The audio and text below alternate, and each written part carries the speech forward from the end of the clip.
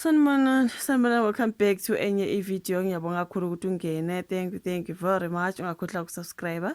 Please do subscribe mangaba kwenzi kanjalo. Subscribe, like video, ushare video as well as ukufaka i-notification bell yakho on so that njalo nje mangi-uploada you do not miss any of the uploads. So now guys, asibile nodabelo kaBhuthuvusi Muzikhethi Matlala ngoba siyazi ukuthi he's been accused of so many things you guys, and kuthiwa ke nelizibhamu ezatholakala ke ziyamanisa namacala amaningi kakhulu bafethu.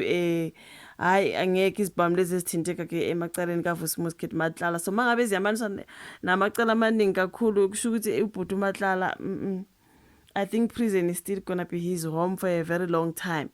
You know, I can't ignore ama videos ka Bhuthuvusi Muzikhethi Matlala, you guys. I have nothing against him. I don't know the man or anything else, but because the stories keep coming about what is going on, you know. So manje lana bekhulunywa ngezibhamu ke kuthiwa ke zithinteka kwayinqwaba kamacala awukubulala. Izibhamu zakhe eziyamaniswa ke nosomabhizinisi uBhuthuvusi Muzikhethi Matlala kwisolo ezibelibhalile bethi izibhamu ezimbili ezithinteke emacaleni okuboshwe kuwo ke uMatlala noMulife zithinteke emacaleni angaphezulu ka-30 ukukhona konke namacala okubulala. Nawo lokho kuvele ke embikweni owethulwe umphathi wesikhungo esihlola izibhamu namagobolondo ezinhlamvu athinteke emacaleni. So nawo umkhabela ke ubethula ubufakazi phambi kwekhomishini ephenya izinsolo ezenziwe ukhomishana wamaphoyisa KwaZulu-Natal uLieutenant General Mkhwanazi. Umkhabela utshela ikhomishini yejaji uMbuyiseli Madlanga, this was on the Madlanga Commission, ukuthi lezi zibhamu ke ezimbili zithinteke emacaleni okubulawa kwabantu abadumile uDJ Sambodi noDJ Vintos.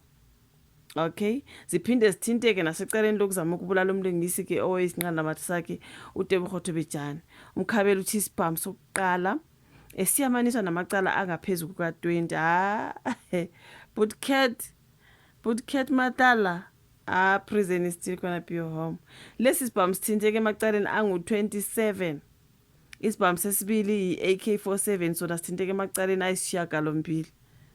Can you imagine ukuthi so lezi zibhamu zokuhamba zenza amacala zibulala abantu nje laphandle kudutshula abantu kubulawa abantu? Amacala angu-20, 27 hayi ngeke you guys kushuthi phela abantu baphelile la ngaphandle. So kuthiwa lezi zibhamu zathola ngamaphoyisa ayiphenya ukubulawa kukanjiniyela uNomzana uAmand Swart. So kuthiwa uSwart wabulawa ngabantu ababesola ukuthi uveze inkohlakalo eyenzeka eTransnet.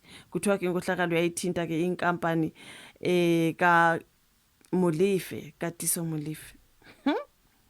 Umkhabela kuyoveza ukuthi izibhamu eziningi namagobolondo ezinhlamvu kuduvile esikhungweni ngenxa yokushoda kwabasebenzi nezinsiza. Wathi ke kushanga ngolonwabo kokuhlolwa kwezibhamu namagobolondo ezinhlamvu kubambezela ke ukuqulwa kwamacala.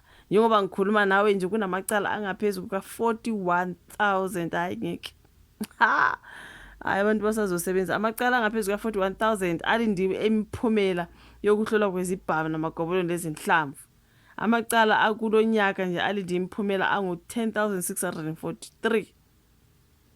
Can you imagine ama cases nje balangaka? Hayi amacala ayehlehliswa ezinkantolo ngenxa yokuthi ke kulindwe imiphumela. Abaphenyi bamacala bayasikhalela kwesinye isikhathi nathi size sibizwe ezinkantolo kuba sizochaza ukuthi yini ebambezela ukulethwa ke kwemiphumela yokuhlolwa ke kwezibhamu.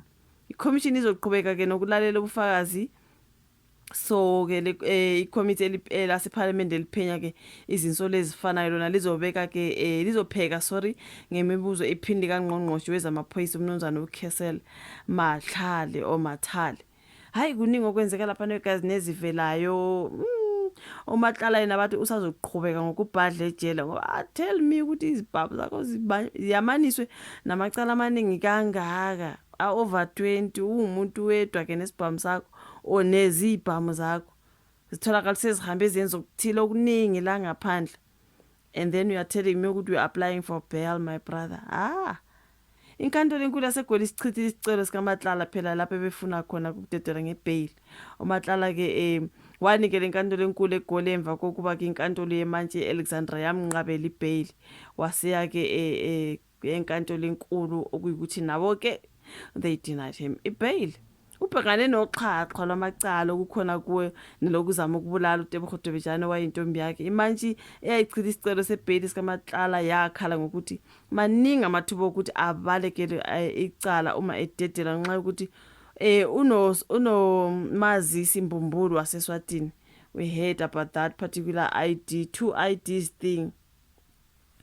Hayi, there's just a whole lot ke bafethu. Ijaji uPeter du Plessis nalo livumelane nokwashiwo ke yimantshi. Wathi nama ngikwazi ukufinyelela kuleso sinqumo ke sihlukile lapho ke ngoba kusobala ukuthi umsola engakwazi ukubaleka nje, so wanqatshelwa ke ibail. Hayi ngeke kuningi ngobhuti uKate. I think usazohlala ke lapha ejele ngoba what do you mean? Akuningi nje. Ngiyabonga kakhulu you guys ukuthi ubuka ivideo, ulike, usubscribe, ushare, sidibane kwezayo. Bye.